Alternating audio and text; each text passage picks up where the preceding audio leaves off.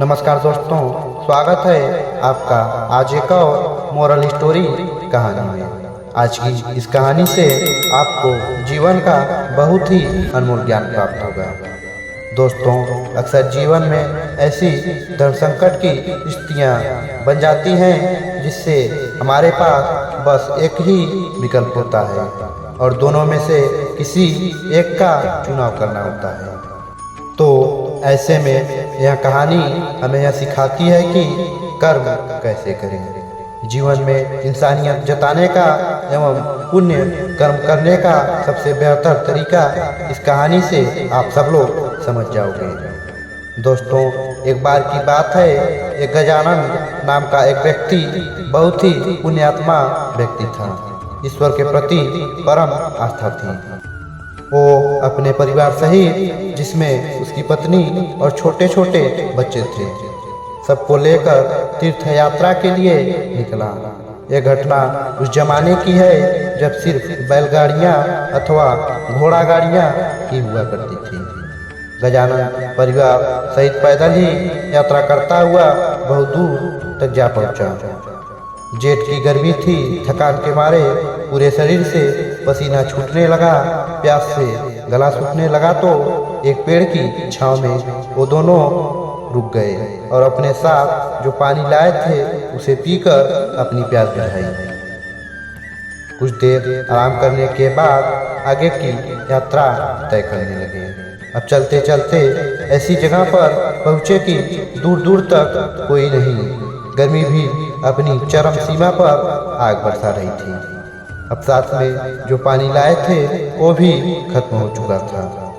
गजानन ईश्वर का नाम जपते भजते हुए आगे बढ़ता रहा और ईश्वर से कहता रहा, हे ईश्वर, तू ही कोई मार्ग दिखाएगा। तभी कुछ दूरी पर गजानन को एक साधु तप करता हुआ नजर आया। व्यक्ति ने उस साधु से जाकर अपनी समस्या बताई। साधु बोले कि यहाँ से एक कोस दूर उत्तर की दिशा में एक छोटी सी दरिया बहती है। जाओ, जाकर वहाँ से पानी लेकर अपने परिवार की प्यास बुझा लो।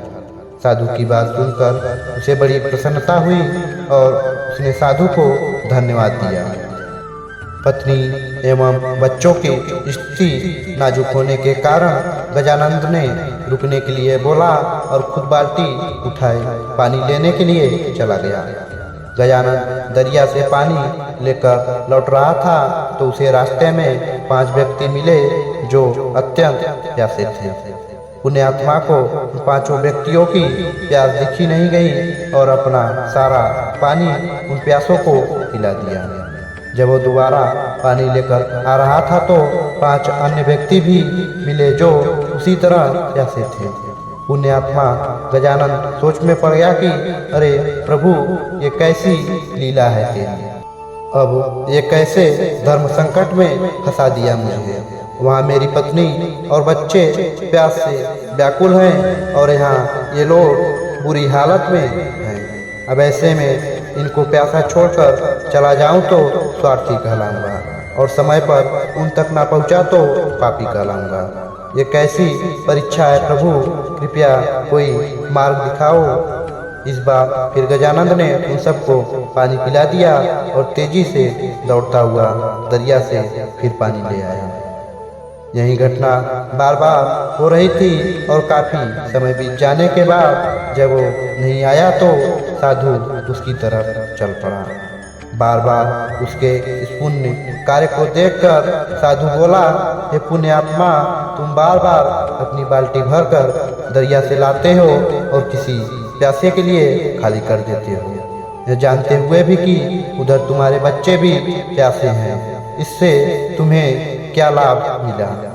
पुण्यात्मा ने बोला, मुझे क्या मिला या क्या नहीं मिला इसके बारे में मैंने एक बार भी विचार नहीं किया, पर मैंने अपना स्वार्थ छोड़कर अपना धर्म निभाया।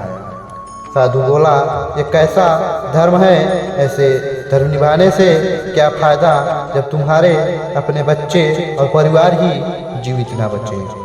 तुम अपना धर्म ऐसे भी निभा सकते थे जैसे मैंने निभाया। पुण्यात्मा ने पूछा, कैसे महाराज? साधु बोला, मैंने तुम्हें दरिया से पानी लाकर देने के बजाय दरिया का रास्ता ही बता दिया। तुम्हें भी उन सभी प्यासों को दरिया का रास्ता बता देना चाहिए था, ताकि तुम अपने परिवार की प्यास भी बुझा सको और अन्य प्यासे लोगों की बहुत सारी प्यासें बुझ जाएं। फिर किसी को अपनी बाल्टी खाली करने की जरूरत ही नहीं। इतना कहकर साधु अंतर्ध्यान हो गया।